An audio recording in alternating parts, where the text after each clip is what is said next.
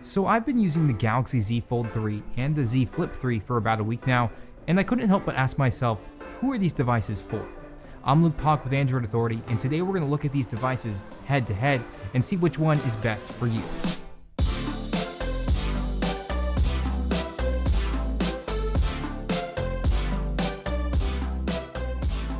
I want to first start off by clarifying that this video is not going to be your stereotypical hands-on comparison. These devices are very different, so comparing them spec for spec would be a bit like comparing apples and oranges. Rather than doing that, I'm going to give you guys a general overview of both devices and then talk about their individual use cases to help you make an informed purchase decision. If you'd like to learn more about any of these devices, make sure to check out our full reviews down in the description below. Starting with the Z Fold 3, this device refines on all of the great things we saw in last year's Z Fold 2 while making a couple of key quality of life upgrades. The Z Fold 3 features the latest Snapdragon 888, 120Hz on both displays, and an IPX8 water resistance rating. But other than that, the form factor and design is very much the same. In fact, the most obvious upgrade might be the inclusion of the under-display camera present on the Z Fold 3, and while I'm not sure I prefer it, we'll get to that a little bit later, its presence shouldn't go unnoticed nonetheless. No, the question we really should be focusing on is, who is this phone for? And for that, we're going to have to dig a little bit deeper. I'll be frank, after using this phone over the course of the last week, I've wanted to purchase one for myself more and more each day. The seamlessness and simplicity of this design means the phone is fun and efficient for everyday tasks such as responding to messages to more complicated ones such as taking notes with the S Pen while in a Zoom meeting. As a result, the question of who needs this phone is a lot easier to answer. Quite simply, the phone brings added functionality to a whole host of different areas, which means anyone who needs a powerful multitasking phone and doesn't want to bring multiple devices will find a great fit in the Z Fold 3. It really is a powerhouse of a device for users who want the absolute largest display in their pocket. More specifically speaking, both displays on this device are fantastic. The front cover display lets you complete day-to-day tasks when time or convenience is of the essence. Of course, using this screen to play mobile games or watch content of any form isn't ideal due to the longer 24:9 aspect ratio, which means opening the display is what really makes this phone shine, essentially turning this device from a standalone smartphone into a full-fledged tablet. This year, Samsung is using a new ultra-thin glass, which means the device is a bit more durable than last year's contender. Users who are worried about pushing the display too hard shouldn't, as this new glass feels a lot stronger. Of course, there's the other big elephant in the room, the crease. Now, while I don't have the Z Fold 2 on hand to compare it to at the moment, the crease here is still pretty noticeable off axis. That said, actually using the device head-on results in a much more seamless experience, and I honestly forgot about the crease altogether when watching movies or YouTube. From there, the design of this phone really feels well thought out and premium. This year, the Fold 3 features the latest Gorilla Glass Victus in a new anodized aluminum that should make the phone more durable. Actually using the device day to day proved to be an enjoyable experience, and the hinge here feels absolutely amazing. There's no wobble, and I'm honestly surprised that Samsung was able to fit any waterproofing of any kind into a phone like this. The design also lends itself well to using the phone like a miniature laptop for things like video calls. My only gripe with it might be the fact that there is no place to keep the S Pen without using the included case. Maybe the only other major thing worth mentioning is the battery life.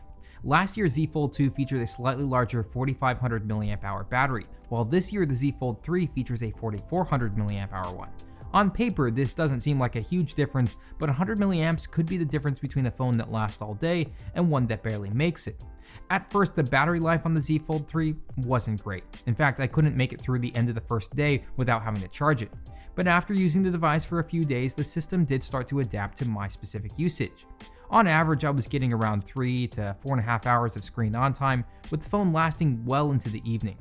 To be honest, it's not the best battery life experience, but thankfully the phone does charge at a decent 25 watts, which makes the battery life experience a little bit more palatable. Keep in mind, there's no included charger in the box, so you will have to buy one.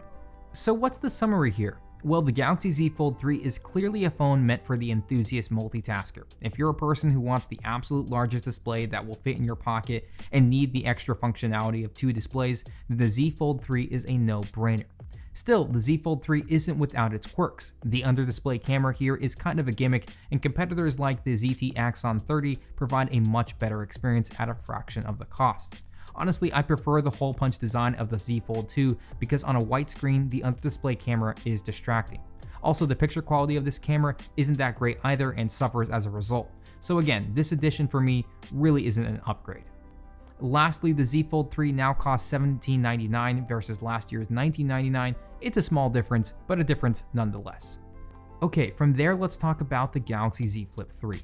So this year there are more changes to the Flip line than there were to the Fold. For starters, the Flip now gets a larger front cover display, which is far more useful than last year's model. The display now shows widgets that include the weather, a clock, music, stopwatch, and much more. It feels a lot like a smartwatch in a lot of ways. Still, probably the most useful feature is the ability to take selfies using the rear cameras, which will result in much higher quality photos. The cover display isn't the only upgraded area either. The Z Flip 3 also gets the improved Gorilla Glass Victus and anodized aluminum updates to the design, as well as the same IPX8 water resistance rating that the Fold did. Again, I'm still absolutely stunned that Samsung was able to do this in a foldable phone, but my favorite part of this design has to be the new hinge. It feels so premium and high quality, and you can literally move the screen to any angle and it will just stay there. Again, there's no wobble, which means using the phone as a tripod is really useful. In real life, opening and closing the phone feels great, and while I don't have quite the confidence to flip the phone open abruptly each time, using the phone one-handed doesn't feel awkward, although I still prefer to open it with two. Nevertheless, Samsung truly has recreated the old school flip phone feel in a modern form factor. Now this year the phone sports a 120Hz display and the latest Snapdragon 888 processor, which means viewing content is incredibly enjoyable and the phone will handle any performance task easily. That is, if the battery lasts long enough. Speaking of battery life, the Samsung Galaxy Z Flip 3 ships with a quite small 3300 mAh battery, and unfortunately the performance isn't great. Due to the new 120Hz panel, the smaller cell can't keep up, and for me the phone barely lasted the full day. To be fair, it largely depended on my day-to-day usage, and some days were better than others, but even still, the battery life pales in comparison to the Z Fold 3 or even the Galaxy S21, and I was averaging about 2 to 3 hours of screen on time maximum. Admittedly, because of the smaller battery, you can charge the phone pretty quickly, but there's no insanely fast charging like we see on the OnePlus 9 series. A full charge took about an hour and a half, and in my testing, that's not amazing, especially considering that standby times on this phone were pretty abysmal. From there, let's talk about the display. Again, the elephant in the room here is the crease, and while the ultra-thin glass makes for a very durable experience, the crease is almost a little bit more obvious than the Z Fold 3. I'm not sure if it's the horizontal line instead of the vertical one, but reading text is almost a little bit more distracting towards the middle. That, coupled with the constant feeling of going over the crease with your finger, can make the overall experience somewhat disrupting. Now, that might seem like a harsher than normal analysis, and on the whole, when using either the Z Flip 3 or the Fold 3, after using them for a few minutes, I forgot about the crease altogether in most scenarios. So then, who is the Flip 3 for? Well, like the Fold 3 is clearly designed for the enthusiast multitasker, the Flip 3 appeals to the mainstream consumer a lot more. In fact, the big appeal is the design and the price point. The Z Flip 3 starts at $999, a price that's finally in line with other flagship devices, and while some of its battery life and cameras don't compete with other flagships, it quite literally does one thing that no one else can. It folds. It's honestly a little bit hard to explain and one of those things that you have to experience in real life for it to make sense. That said, this phone is for those early adopters who are bored with the flat slab of glass and aluminum that has preceded the last decade.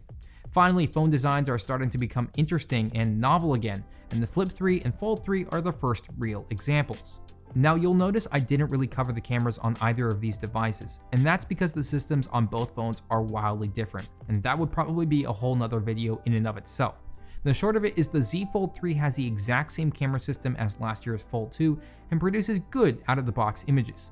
The under-display camera is pretty bad, but I already talked about that. The Z Flip 3 also takes good out-of-the-box images, but isn't as good as the Galaxy S21 series. That's all I'll say. If you want a more in-depth comparison, check out our article in the link below. On the whole, both the Z Fold 3 and the Z Flip 3 are the first polished examples of what future smartphone design will look like. While the Z Fold 3 is geared towards the enthusiast market, the Flip 3 competes with other flagship phones while doing something no one else can. It's this realization that the phone is priced reasonably and competes which makes the Z Flip 3 so compelling, and ultimately the purchase decision will come down to what you value most. If you want the most out of your device, then the Fold 3 makes more sense. But if you're that techie guy or girl who gets excited about the latest and greatest in technology, then the Z Flip 3 might be the phone for you. I'm curious to hear your thoughts about these phones. Which one are you excited for and why? Just let me know down in the comments below. That's going to wrap it up. I'm Luke Polk with Android Authority, and I'll catch you in the next video.